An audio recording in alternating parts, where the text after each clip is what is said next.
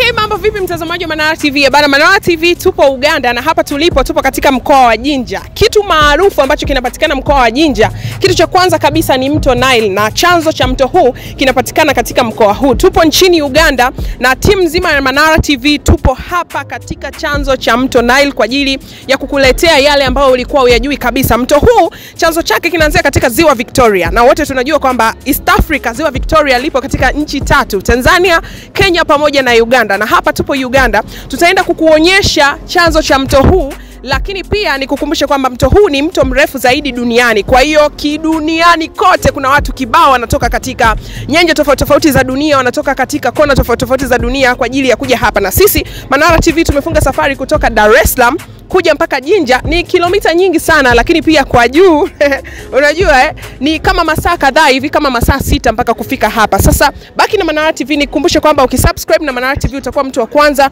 kuona kila kitu ambacho tutakuwa tunakuletea. Viko vitu vingi, kuna historia kubwa sana hapa. Unajua ni kwa nini mji huu unaitwa Jinja? Baki na Manara TV. Mimi naitwa Wenye.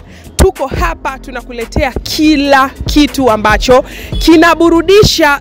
Everything interesting will be coming through Manara TV.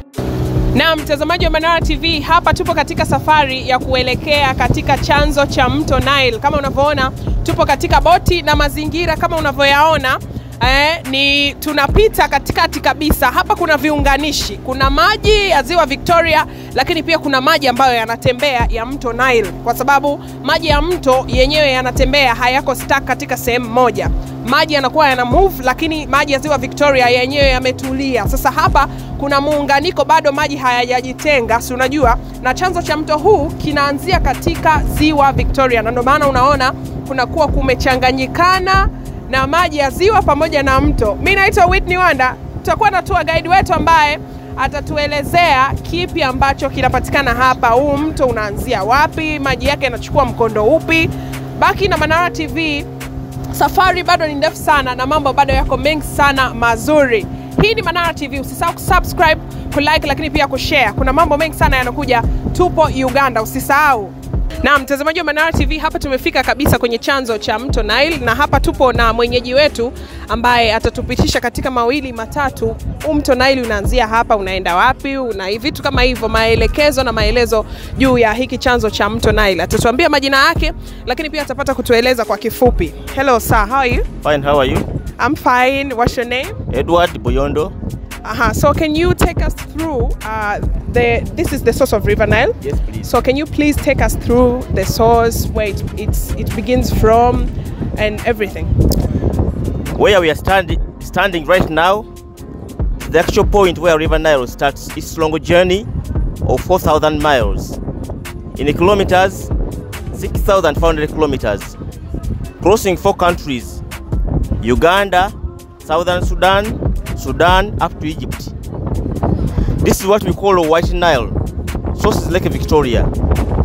Blue Nile comes from Lake Tana in Ethiopia, and they meet with this one in Khartoum, the capital of Sudan, and they end into the Mediterranean Sea after this long journey.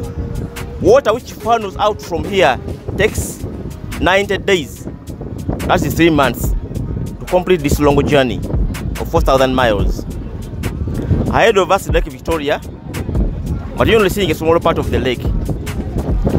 There's a hill in front of us. It's a peninsula stretching 7 kilometers into the lake. At the end of the peninsula, when you go round, you go behind the peninsula. That's where the biggest part of the lake is. Open waters like a sea.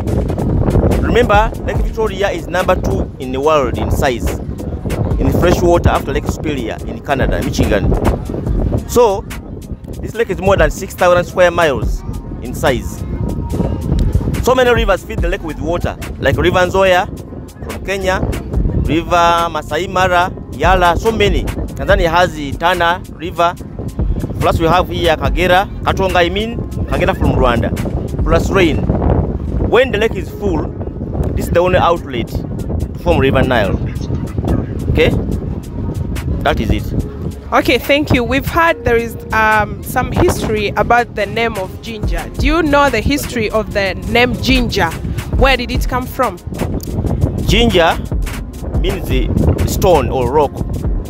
So when the first Europeans came here to plant that stone there, And it's a stone they planted there to mark the beginning of the Nile. They call it a rock or a stone, which means ginger in Uganda, Idinda in Lusoga. Yeah, that's the meaning of the word ginger. Okay, thank you. Na mtazamaji wa Manara TV umepata kusikia jina sahihi, jina chanzo cha jina la ginger ni jiwe. Wale ambao waligundua chanzo cha mto Nile waliweka jiwe. Lile jiwe limewekwa. Hilo jiwe kama unavyoliona hapo limewekwa. Baada ya kuwekwa hilo jiwe, watu wakawa wanashindwa jinsi ya kutofautisha, ama watu wakawa wanashindwa jinsi ya kuita hili eneo sehemu ambapo mto Nile unaanzia, basi wakaita ginger, ambalo ni neno la Kiganda likimaanisha jiwe. Hii ni Manara TV. Mimi naitwa Whitney Wanda. Bado tupo ginger.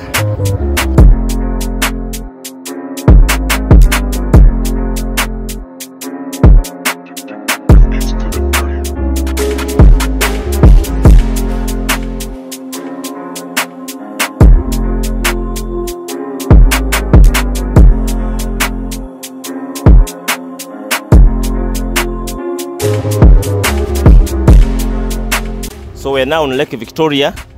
You can realize that if you look at the water movement here, it's a bit stagnant. It only flows where the winds are blowing. But on the river, where we stood, a few meters from where we stood, water is in a very powerful current. So movement begins there of water. It's a funnel, it's like a funnel from the big lake into a small river. Speed is very high there. So this lake borders 3 countries, Uganda, Kenya and Tanzania. And between the 3 countries, we have inland ports where we do trade with bigger vessels. So Uganda has Ginger Port, the one you see over there, and the Kisumu, and the Port Bell near Kampala in Ruzira. Kenya has Kisumu and Port Victoria. Tanzania has Mwanza, Bukoba and Musoma. So you can take a vessel from Ginger Port to Mwanza, 21 hours. Covering a distance of almost 380 nautical miles. So trade is done between the 3 countries. No passengers, only cargo. Yeah. Thank you very much.